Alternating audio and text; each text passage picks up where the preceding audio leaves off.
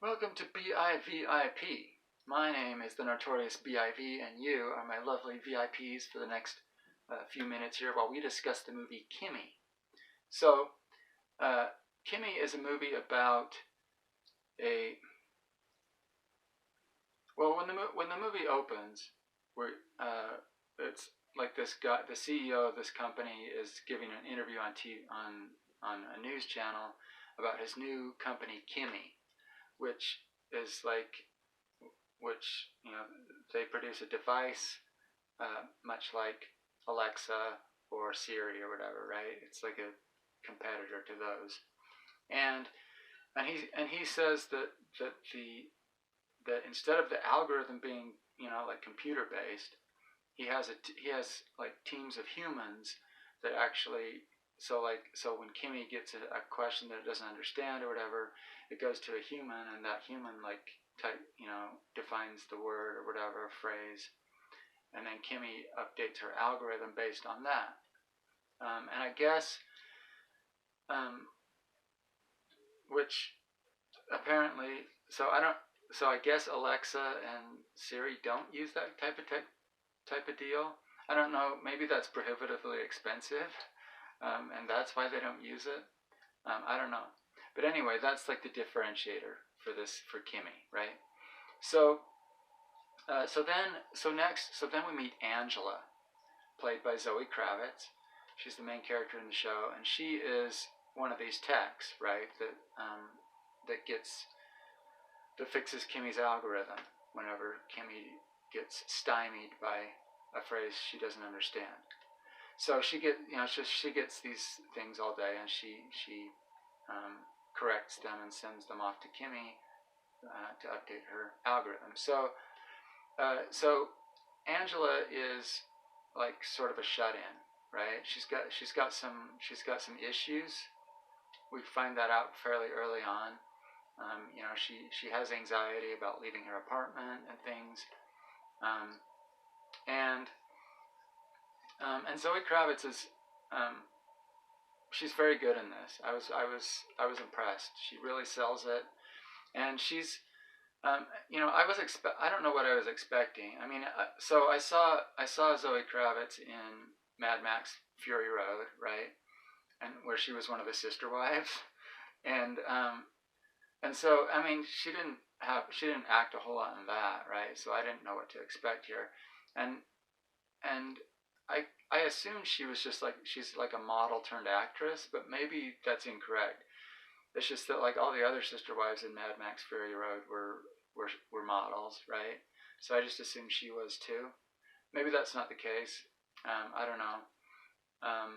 But she does a really good job here acting, and I was impressed, and I'm glad, because I'm really looking forward to the new Batman movie coming out in a couple months, and she plays Catwoman in that movie, and so seeing this, gave me hope that, wow, that's going to be an even better movie than I thought it would. So that's cool.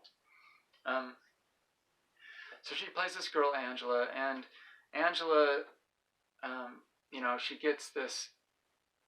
She gets these files from Siri, right?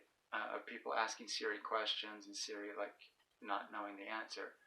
So she gets this one audio file that's kind of like garbled stuff, and she's able to put it through a modulator or whatever, and she finds out that it's like a scuffle or something between a man and a woman, and she's concerned that this woman may have met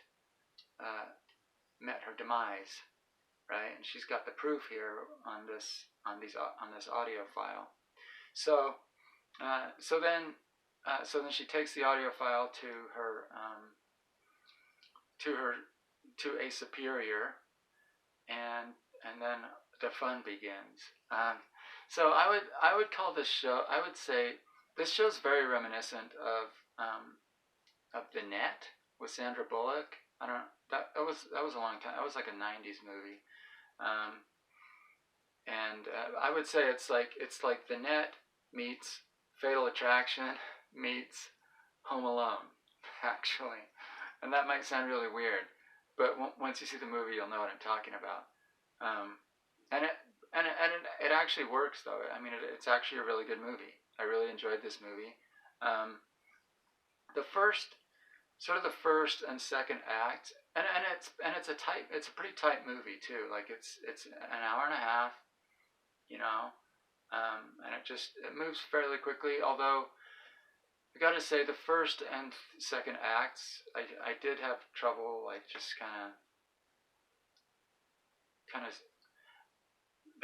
they weren't super interesting. But then in the third act, it just like takes off, and it's like, oh, this is awesome.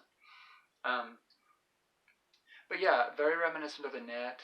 You know, just like a lot of it. It kind of highlights um, or comments on like how easy it is to get information on people. I guess you know there are a lot of instances in this movie of people just like getting someone's information. You know, um, and I don't know if all like if everything in this movie is you know is factual or not, right? Like I don't know if it is necessarily that easy to get information on people, but you know maybe it is, and that's kind of scary actually. Um, so so that's so there are those elements, and I thought it was really interesting. It has a lot of very timely elements in it, um, which may date it, you know, like in the future. But for now, I thought it was really interesting. You know, like it addresses you know COVID, um, COVID, Me Too, uh, Black Lives Matter. You know, there's a Black Lives Matter type protest in the in one part of the show that actually like um, it was actually really cool how they used it in the plot of the show of that particular scene. I really liked that.